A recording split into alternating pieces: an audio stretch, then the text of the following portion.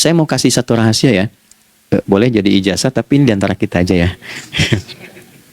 Anda boleh lakukan, berangkat ke masjid itu dengan baik, terus minta misalnya, ya Allah, kau perintahkan aku untuk berikhtiar, sekarang aku lakukan. Kau perintahkan aku untuk merencanakan, sekarang aku ikhtiarkan. Mohon lindungi, mudahkan, dan berikan bimbingan terbaik untuk mendapatkan hal yang wajar, halal, baik, dan kau ridhai. Anda berangkat. Pulang, sebelum nyampe rumah, mampir dulu ke masjid. Masjid terdekat dari rumah aja. Sholat 2 rakaat, situ. Ya, sholatnya bisa sholat wudhu, tahiyatul masjid, dan sebagainya. Setelah itu pulang. Doa dulu habis sholat, ya Allah, aku telah berikhtiar seperti apa yang telah engkau perintahkan.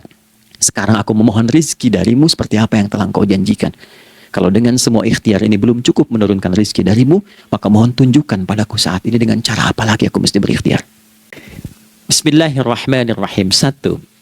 Salat adalah perwujudan iman seorang hamba. Karena itulah kalimat salat pertama kali disebutkan dalam Al-Quran, itu letaknya setelah kalimat iman. Al-Baqarah ayat 3, alladzina yu'minuna bil ghaibi wa yuqimunas shalah. Orang-orang yang telah menyatakan beriman dan konsisten menjaga imannya. Beda alladzina amanu dengan yu'minun. Amanu telah beriman. Tapi kalau dia komitmen dan konsisten terus menjaga imannya sampai saat dia berpulang pada Tuhannya, maka berubah nanti bentuknya kalau di bahasa Arab jadi mudhari'. Ya, di bahasa Inggris kan tuh punya 3 arti, present, continuous, and future. Jadi kalaupun sekarang terus berlangsung sampai masa depan pun saya tetap akan beriman. Nah, pembuktian untuk menjaga iman itu pembuktian utamanya pada sholat. Itulah sebabnya satu-satunya amal ibadah dari rukun Islam yang 5 itu, ya, satu-satunya amal ibadah yang disebut iman dalam Al-Quran hanya salat. Teman-teman boleh buka Quran surah kedua Al-Baqarah di ayat 143. Ya, di pertengahan ke ujung ayatnya. Saya percepat. Wa ma kana Allahu liyudhi'a imanakum. Dan Allah nggak akan pernah menyia-nyiakan salat seseorang yang dikerjakan karena imannya. Ayat ini turun, ketika ada terjadi pergantian arah kiblat dari yang tadinya semula ke Masjidil Aqsa, lalu berputar 180 derajat, beralih ke Masjidil Haram. Nabi sedang berada di luar Madinah. Madinah tempo dulu, wilayahnya nggak seluas cakupan sekarang. Oke, kalau diilustrasikan area sekitaran Masjid Nabawi sekarang itulah Madinah lah. Di luar itu sudah di luarnya. Nah, Nabi sedang sholat, riwayatnya banyak menyebutkan, ada yang mengatakan zuhur, ada asar, ada maghrib. Di pertengahan itu turunlah Al-Baqarah ayat 144. Qad nara taqalluba wajhika fis sama' falanuwalliyannaka qiblatan tardaha fawalli wajhaka syatral masjidil haram. Maka berputarlah dengan turunnya ayat ini 180 derajat menghadap ke arah Masjid Al-Haram. Problemnya adalah ketika Nabi dan pengiring beliau kembali ke Madinah, area Masjid Nabawi, kan nggak semua masyarakat ikut. Maka virallah informasi itu bahwa kiblat telah beralih ke kiblat awal, yaitu Ka'bah Al-Musyarrafah. Maka penduduk panik pada saat itu. Status sholat kami yang tadi dikerjakan bagaimana? Karena sedang nggak bisa diulang, sudah pindah waktu. Maka turunlah kemudian firman Allah yang Al-Baqarah 143 itu, wa ma kana Allahu liyudhi'a imanakum. Karena engkau mengerjakan sholat itu dengan imanmu, maka Allah nggak menyia-nyiakan imanmu itu.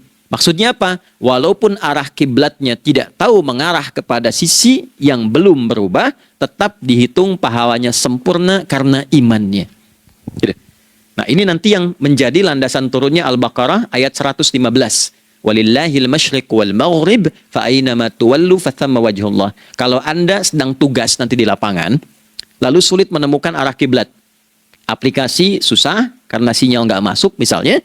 Oke. Kemudian juga matahari agak remang-remang sehingga sulit untuk terlihat patokannya. Maka dengan keyakinan, dengan iman itu, menghadaplah ke arah yang kita yakini, maka berlakulah Al-Baqarah 115. Di saat itu diterima amal ibadah kita sama dengan yang menghadap kiblat dengan dasar imannya. Oke. Nah, pengertian terbaliknya, mafhum mukhalafahnya, maka Nabi mengatakan, al-farqu bainal mu'min wal kafir tarkus shalah. Beda antara orang yang beriman dengan yang belum beriman adalah pada sholatnya. Jadi kalau ada orang mengatakan sudah beriman dan tidak menunaikan sholat, ini artinya keimanannya belum diakui sepenuhnya oleh Allah Subhanahu wa Ta'ala. Jelas ya? Halo, kenapa sedih begini? Maaf, saya terlalu cepat nggak? Enggak ya? Baik. Jadi dalam poin ini penting pembedanya di sholat. Itulah sebabnya kenapa dari kecil kan, usia sekian, dari mulai 3 ke arah 7 tahun contohkan. Ya, orang tuanya sholat bentangkan sejadah. Kalau bisa, kalau anak sudah mulai suka tuh kasih model sejadah yang anak-anak sukai bentuknya. Ya, dulu ada anak saya senang model mobilan. Saya tidak sebutkan supaya tidak endorse gitu ya. Dikasih sejadah dengan pola itu, dia senang tuh ikutin. Kita nggak minta sholat, dia datang sendiri. Ya, nanti setelah mulai 7 tahun kan baru diajarkan dengan baik, diajak ke masjid kalau yang laki-laki. Demikian seterusnya. Ya, mengapa dari awal dituntun seperti itu? Untuk memberikan sebuah penguat bahwa penjagaan iman dimulai dari sejak dini. Ya, tapi di Indonesia saya perhatikan kelasnya sudah advance. Ya, TK sudah manasik gitu. Oke. Itu satu ya. Karena nanti kalau Nabi bilang begitu artinya akan terjadi orang mengatakan beriman tapi tidak sholat. Ya, makanya keras dari awal Nabi katakan bahwa pembeda antara orang yang beriman dengan yang baru klaim beriman itu pada sholatnya. Ya, pada sholatnya. Mengerjakan sholat maka sah status imannya, tidak menunaikan sholat maka bermasalah imannya. Itu poin yang pertama. Yang kedua teman-teman sekalian, ibadah. Kita lanjut ya. Sholat adalah bagian pokok terpenting dari ibadah. Nah, di sini kita akan mulai membuka sedikit rahasia terkait dengan aspek ibadah ini. Teman-teman sekalian, ternyata sholat ini ketika oleh Allah diturunkan dalam Al-Quran, dalam konteks penunaian ibadah, bukan berarti hanya mengkoneksikan atau mengkorelasikan hubungannya dengan iman saja, bukan. Karena saya beriman, saya buktikan ibadah nyembah Allah lewat sholat. Dalilnya Quran surah ke-20 ayat 14. Innani anallah la ilaha illa ana. Aku tegaskan akulah Allah, nggak ada Tuhan yang layak dipertuhankan dan disembah kecuali saya. Fa'budni, kalau Anda telah menyatakan beriman padaku, buktikan keberimananmu dengan menyembah saya dalam ibadah. Bentuknya bagaimana ya Allah? Teruskan ayatnya. Wa aqimis sholata. Tunaikan sholat sebagai bukti ibadah. Itu li dzikri, sebagai zikir kepadaku. Jadi korelasi antara ibadah dengan iman sudah kita sebutkan dalilnya. Sekarang ibadahnya tersendiri ketika ditunaikan, apa manfaat dari ibadah itu? Mengapa mesti ada 5 waktu? Dan apa turunan manfaatnya dalam kehidupan kita? Kalau kita mengerjakan itu, dampaknya kepada kehidupan kita apa? Nah, inilah indahnya di dalam Islam, dijelaskan dalilnya, diberikan contohnya, diberikan alasannya, dan yang paling indah, diberikan penjelasan dengan detail tentang manfaat-manfaatnya. Ini tidak ditemukan di dalam konsep keyakinan manapun. Kalau teman-teman boleh mau riset, silahkan. Ada nggak satu keyakinan agama tertentu yang dari ibadahnya tuh diatur? Cara memulainya, bacaannya, detailnya, manfaatnya, waktunya, sampai dengan hasilnya, sampai kiamatnya. Ini menunjukkan bukan karya manusia. Bukan karya manusia. Kalau karya manusia, setiap orang bisa buat itu.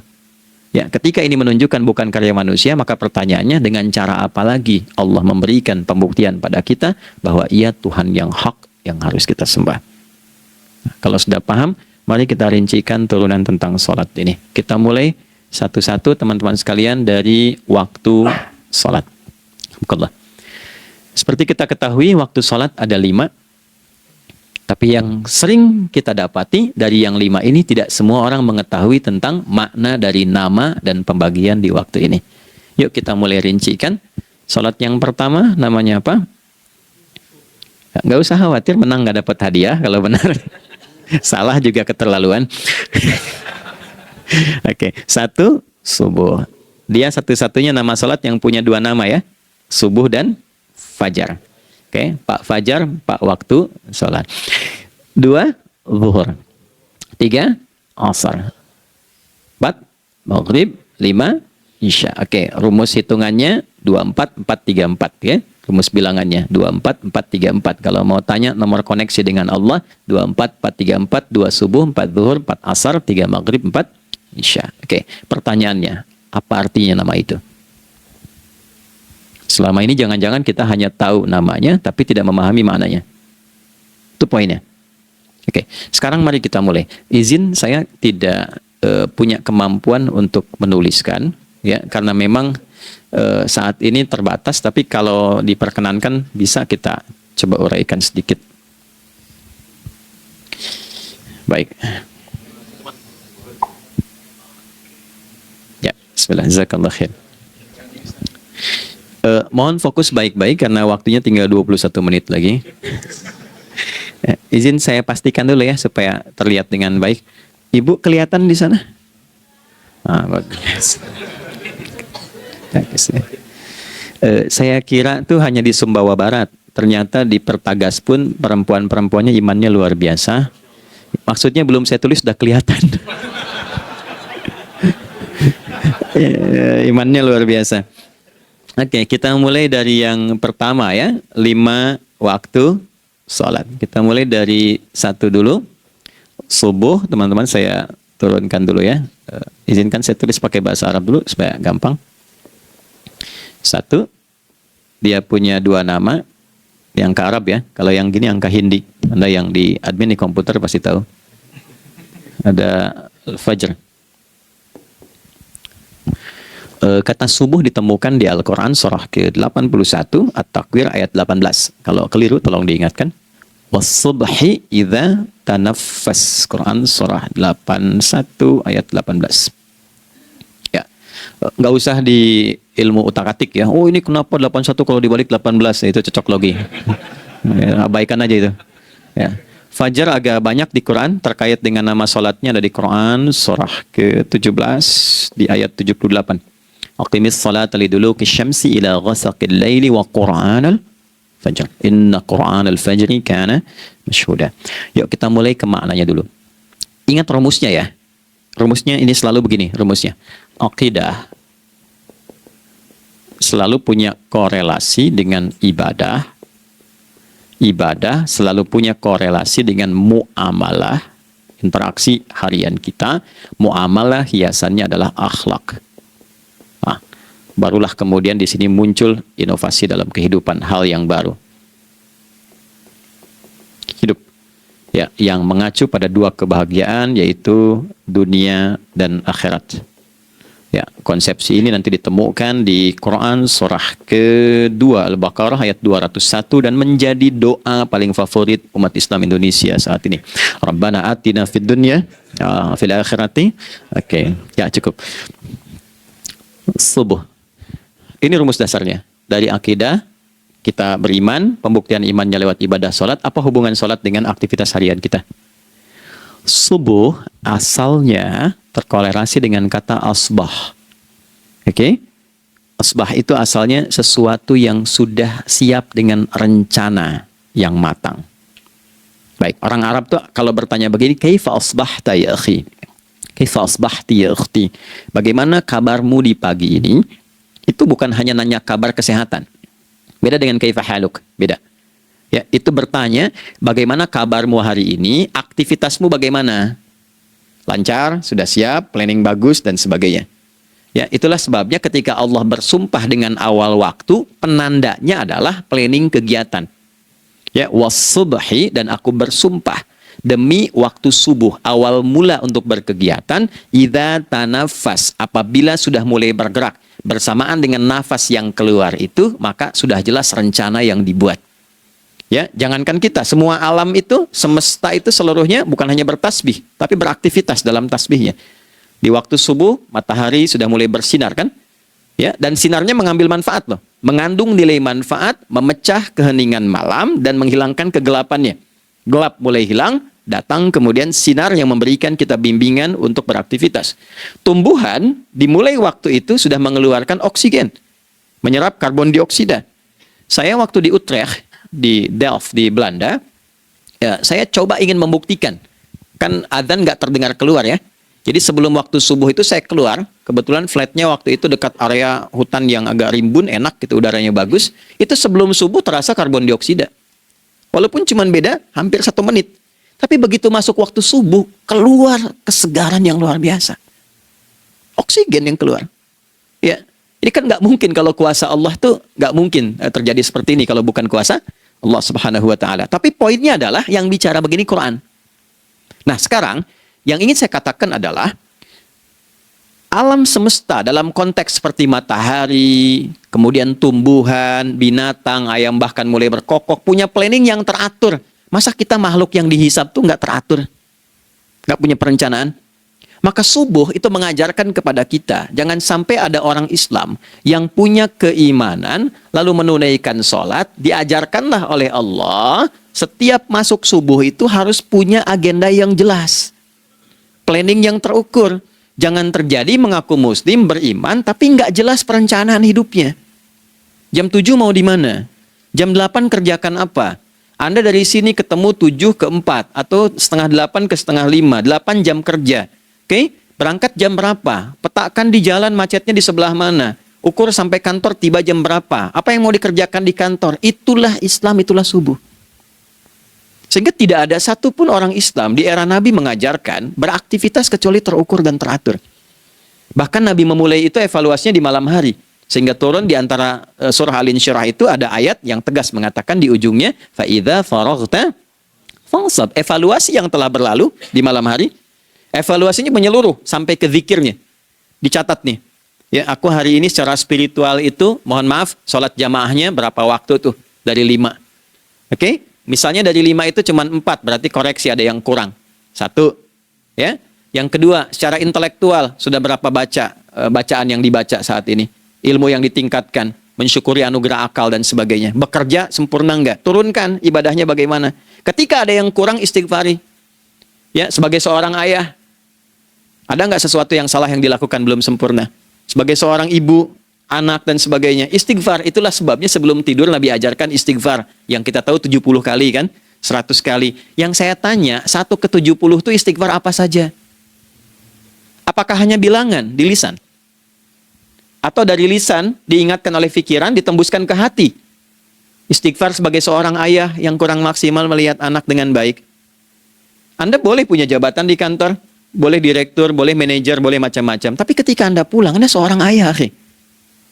Saya di Timur Tengah disebut syekh. Di sini dipanggil kiai, dipanggil ustadz. Pulang ke rumah, anak saya nggak kenal itu semua. Anak saya nggak peduli itu semua. Belum pernah seumur-umur saya mengajar. Lalu saya pulang, anak saya menunggu depan pintu dan memanggil, kiai. Dia ingin ayahnya. Ingin ayahnya.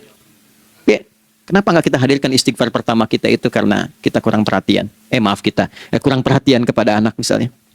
Saya kalau pulang tengah malam dan semua tertidur, saya lihat satu-satu. Perbaiki cara tidurnya, doa, lihat satu-satu, minta ampun sama Allah. Dan ya kadang sebelum mengalirkan air mata kita nggak bisa tidur karena nggak tahu nanti ketemu lagi nggak di akhirat.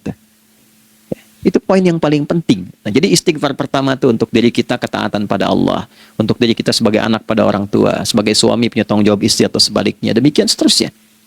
Nah, itu kalau sudah kita bisa lakukan, dievaluasi, direncanakan besoknya. Fa'idha faraghta fansab, direncanakan lagi yang berikutnya, besok mau ngapain, tulis malam. Kalau kita biasakan begitu, tidurnya enak. Karena nggak ada beban, damai hidupnya. Dengan teman damai kalau ada perselisihan sebelum tidur. Ya. Jadi nggak ada orang mengigau itu masalah-masalah kehidupan dunia yang belum tuntas. Ini dunia saat maaf terjaga bermasalah, saat tidur pun masih bermasalah. Gara-gara kamu nih, kapan istirahatnya? Ya. Nah, ketika kita bangun dari subuh itu, maka rencana yang sudah kita siapkan itu, teman-teman sekalian, dibawa menghadap Allah supaya minta kemudahan, minta kelancaran, minta pendampingan, minta bimbingan. Itulah sebabnya kita dipanggil sholat di awal waktu. Supaya rencana yang sudah kita siapkan itu minta taufiknya, persetujuan dan perlindungan dari Allah. Inilah yang menjadikan rahasia umumnya para sahabat memulai berkegiatan sejak dari masjid.